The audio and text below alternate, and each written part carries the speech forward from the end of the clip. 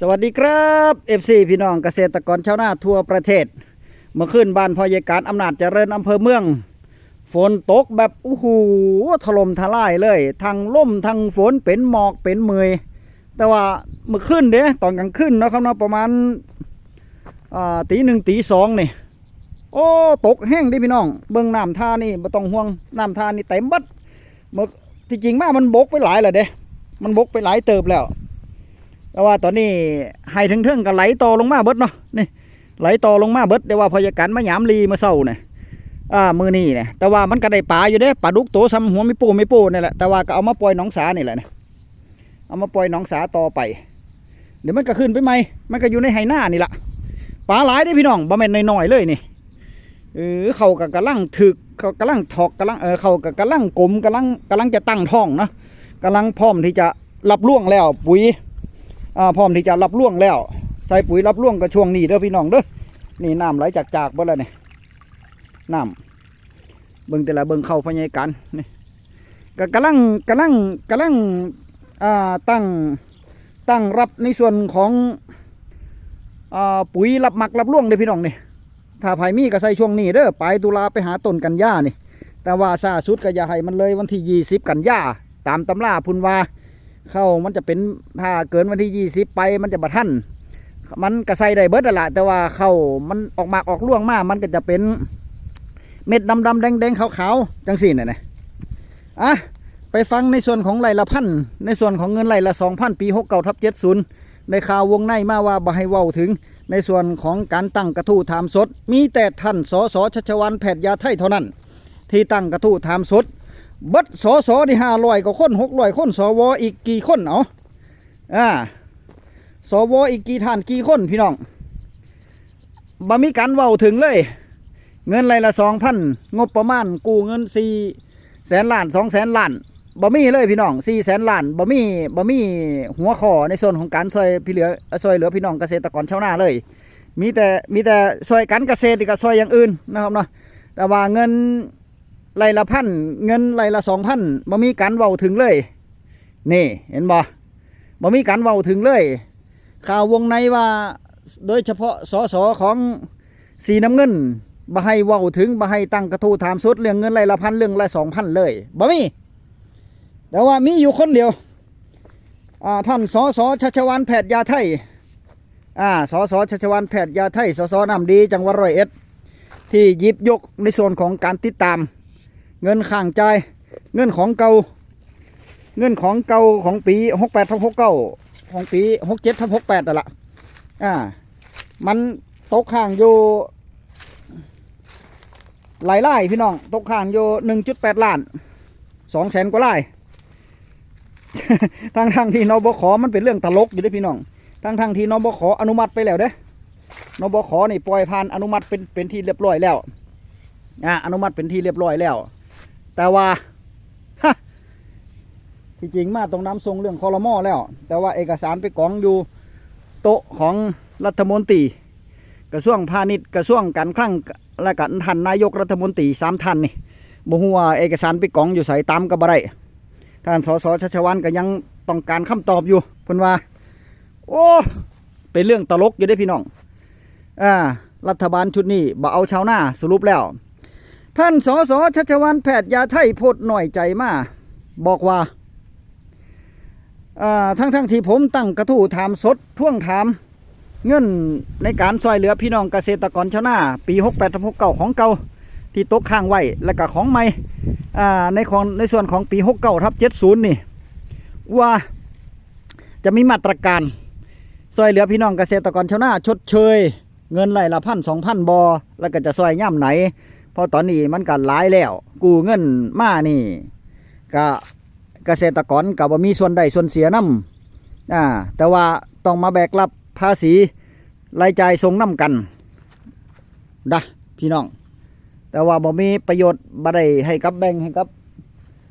งบประมาณบ่ได้แบ่งให้กับพี่น้องเกษตรกรชาวนาเฮาเลยนะโอ้เป็นจังสั่นเด้พี่น้องมันเป็นจังสั่นเป็นจังสั่นตายว่าสั่นเพิ่นว่าแย่เลยนี่เบิ่งแต่ละมันไปหยามหน้ากันบุกชุนชันรถ ไปยามให้ยามหน้ากันพี่น้องฝนตกมากก็เมื่อคืนเนาะแต่ว่าท้องฟ้ามื้อนี้ก็มืดคึบอยู่แต่ละนี่มืดคึบอยู่มืดตึ๊บอยู่น่าจะตกอยู่ข่าวแจ้งเตือนมาเรื่องฟ้าเรื่องฝนกับวันที่26ถึงวันที่2กันยายนเด้อพี่น้องเด้อ26สิงหามื้อนี้วันที่27 28ล่ะฝนก็ตกอีหลีเด้บ้านพ่อใหญ่การแต่ว่ามันจะตกไปฮอดวันที่2กันยาต้นเดือนก็มารอลุ้นรอเบิ่งว่าพื้นที่ไหนที่ได้รับน้ำฝนพื้นที่ไหนที่ยังบ่ทันได้รับน้ำฝนเนาะแต่ว่าบ้านพ่อใหญ่การพอแล้วนี่น้ำซ้ำนี่พอแล้วน้ำล้นเบิดแล้วเนี่ยนะพอดีถ้ามันบ่ล้นก็เต็มให้หน้าเบิดซุมองเลยสำหรับบ้านพ่อใหญ่การไปตกมองที่มันบ่ตกบนเด้อฝนมาเว้ากันต่อท่านสส.ชัชวาลแพทย์ยาไทยเพิ่นตั้งกระทู้ถามสด15 นาทีถามแล้วตอนบ่ายช่วงบ่ายเนาะที่เพิ่นตั้งกระทู้ถามสดท่วงถามให้เงินซอยเหลือพี่น้องเกษตรกรชาวนาเฮาว่ามันจะได้บ่นั่นน่ะเสร็จแล้วฮอด2 ทุ่มบ่ายปิดสภาปิดวาระการประชุมปิดวาระการประชุมปรากฏว่ารัฐบาลรัฐมนตรีและก็ผู้เกี่ยวข้องบ่มีไผลุกขึ้นมา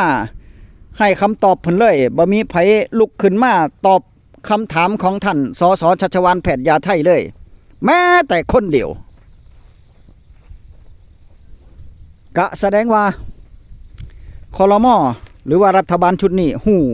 กันวงในเบิดเลยว่าบ่ให้เว้าถึงเงินไรละ1,000เงินไรละ2,000เด็ดขาดแต่หากว่าเว้าถึงก็ถือว่าเป็นงูแมวเศร้า เป็นงูแมวเศร้าใบความร่วมมือนะครับเนาะเงินมันจะออกไปหาชาวนาเนี่ยมันเป็นเงินศูนย์เปล่ามันบ่มีเงินท่อนมันเป็นเงินศูนย์เปล่ามันถึงมือชาวนาอีหลีเกษตรกรชาวนาเฮามันได้อีหลีแล้วก็เลยบ่ให้มีการเว้าถึงในเมื่อบ่มีการเว้าถึงก็แสดงว่ารัฐบาลหรือว่าครม.ชุดนี้ทอดทิ้งชาวนาบ่เอาชาวนาว่ายังไงซะเอาแต่คนชั้นกลางเพราะว่าอนุมัติในแต่ละโครงการออกมาก็เป็นพวกนายทุนทั้งนั้นเนาะได้รับผลประโยชน์พี่น้องได้รับผลประโยชน์โอ้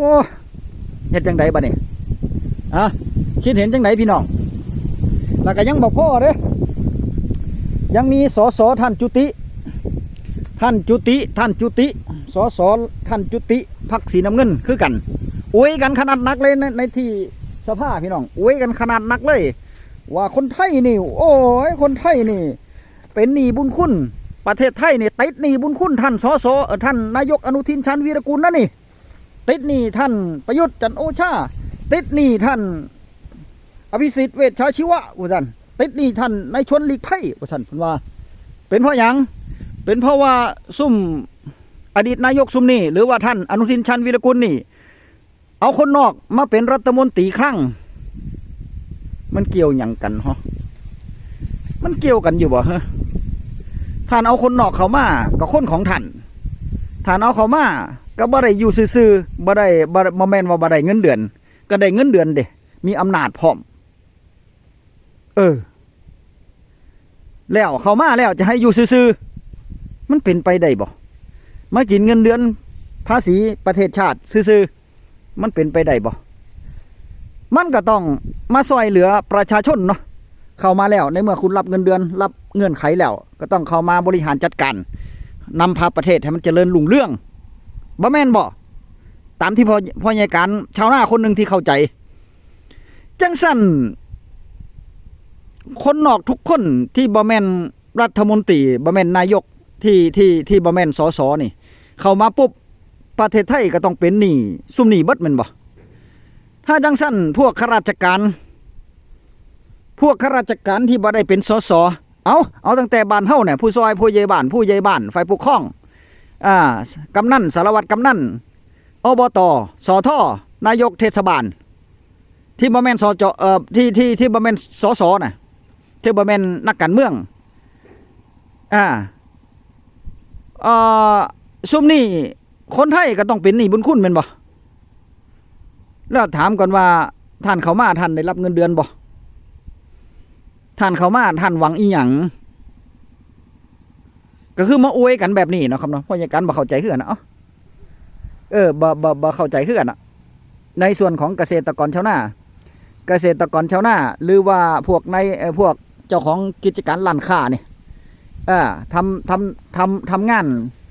เบิดปีกระทรวงภาษีให้สรรพากรก็เอาไปกระจายเป็นรายได้ส่วนหนึ่งก็เอาไปเป็นเงินเดือนพวกสสสวนี่ข้าราชการการเมืองนี่บอกว่าจะมาจากคนนอกคนในก็เป็นข้าราชการการเมืองเบิดรัฐมนตรีแล้วก็ต้องจ่ายให้เบิดสุคนตามเงื่อนไขตามกฎกติกาตามระบบราชการที่วางไว้แต่ว่าพอเข้ามาแล้วบอกว่าคนไทยมาเป็นหนี้อีกบ่นี่มาเป็นหนี้บุญคุณอีกบ่นี่โอ้ยมันบ่แม่นเด้พี่น้องมันบ่แม่นมันบ่แม่นหรอกเนาะพยาการว่าจังไดก็บ่แม่น อันนี้ความคิดพยาการเด้พยาการเถียงหัวชนฝาเลยพยาการว่ามันบ่แม่นเนาะถ้าเป็นแบบนี้ถ้ามาบอกจังสี่พยาการว่ามันบ่แม่นพยาการเถียงหัวชนฝากับท่านจุติเลยโอ้สสนี่กับเป็นอาชีพหนึ่งอีกอาชีพหนึ่งเด้พี่น้องพวกสสสวพวกนี้ก็ถือว่าเป็นอาชีพทางการเมืองแม่นบ่ตามที่พยาการเข้าใจแล้วเข้าไปแล้วพอได้รับเลือกตั้งแล้วพอได้เป็นแล้วก็ต้องมีเงินเดือนเด้มีเงินเดือนมาแต่ไสเงินเดือนบ่แม่นของพ่อของแม่เพิ่นบ่แม่นของครอบครัวเพิ่นเด้เงินเดือนก็มาจากภาษีของส่วนหนึ่งที่พ่อค้าร้านค้าหรือว่าเกษตรกรชาวนาเฮาที่ไปจ่ายภาษีจะเสียหน่อยเสียหลายก็จ่ายภาษีก็เงินส่วนหนึ่งก็หลายๆคนก็มันก็หลายเติบเด้เนาะเก็บคนละร้อยมันก็หลายเติบเด้ทั่วประเทศแม่นบ่หลายล้านคนพอได้ภาษีไปแล้วก็เอาไปส่วนหนึ่งเนี่ยเอาไปบริหารประเทศส่วนหนึ่งก็เอามาให้เป็นเงินเดือนระบบราชการรวมไปถึงราชการทางการเมืองถ้าคิดว่าจะติดหนี้บุญคุณอย่าเข้ามาเถาะอย่าเข้ามาเถาะถ้าคิดจังสี่นะครับเนาะแม้กระทั่งสสของท่านของท่านเองนั่นแหละนะครับเนาะพวกสสสวที่คิดมาแล้วว่าคนไทยหรือว่าประเทศไทยเป็นหนี้บุญคุณอย่าเข้ามาเถาะถ้าเข้ามาแล้วมาบริหารมากินเงินภาษีของประเทศชาติแล้วก็มาบอกว่ายังบ่พอยังบ่เฮ็ดยังให้ก็ยังมาบอกว่าเป็นข้าราชการเป็นอันนี้อีกแต่ว่าถ้าหากว่าเข้ามาแล้วบ่เอาเงินเดือนแม้แต่บาทเดียวเข้ามาแล้วนำพาประเทศชาติประชาชนทุกคนเป็นคนรวยบัดทั่วประเทศอันนั้นพยาการก็จะเห็นนำอยู่เนาะครับเนาะแม่นบ่พยาการก็จะเห็นนำอยู่ได้แบบนั้นรวยแล้วรวยไม่ไหวแล้วเนี่ยพอแล้วเนี่ยตามที่สโลแกนที่เพิ่นว่านะถ้าเป็นแบบนั้นพยาการเห็นนำเด้เนาะจะเฮ็ดจังใดกับเงินไหลละ1,000 2,000พี่น้องเฮ็ดจังใดเอามันจะได้บ่ก็ตามอยู่เด้บ่แม่นว่าบ่ตามเบิดแต่ว่าตอนนี้นี่ตันบัดทุกทางเลยพี่น้องบ่ว่าจะเป็นนบข.นายกสมาคมเกษตรกรชาวนาเฮาก็เว้าบ่ได้เว้าบ่ออกบอกบ่ถูกหรือว่าจะโดนสื่อโตไปหรือบ่หรือว่าจังใดคือเงียบมิจิลีแล้วเห็นบ่ท่านสสการกับบ่เว้าถึงเด้เว้าแต่เรื่องอื่นบ่เว้าถึงเงินไหลละ1,000 2,000เลยเรื่องปากท้องชาวบ้านเงินเกษตรกรชาวนาบ่มีการเว้าถึงนอกจากสสชัชวาลแพทย์ยาไทยผู้เดียวที่หัวชนฝาเอาชาวนาเป็นที่ตั้งเห็นทุกของชาวนาคือทุกของแผ่นดินอีหลีคิดเห็นจังไหนคอมเมนต์มาบอกกันไหมพี่น้องคลิปนี้ก็ฝากไว้เป็นข้อคิดซ้ำนี่เนาะครับเนาะกดไลค์กดแชร์ให้กับพยาการเนี่ยเด้อแต่เห็นว่าคลิปนี้มีประโยชน์ตามกันไปเรื่อยๆเนาะครับเนาะตามกันไปเรื่อยๆพี่น้องเพราะว่าข่าวแต่ละมือแต่ละเว้นแต่ละชั่วโมงมันมาอยู่กับม่องเผลอเงินไหลละ1,000 2,000อาจจะได้มืออื่นมือหื้อนี่ก็ได้เนาะครับเนาะบ่แน่นอนอีหยังก็บ่แน่นอนเด้ยุคนี้สมัยนี้คลิปหน้าพบกันใหม่สวัสดีครับ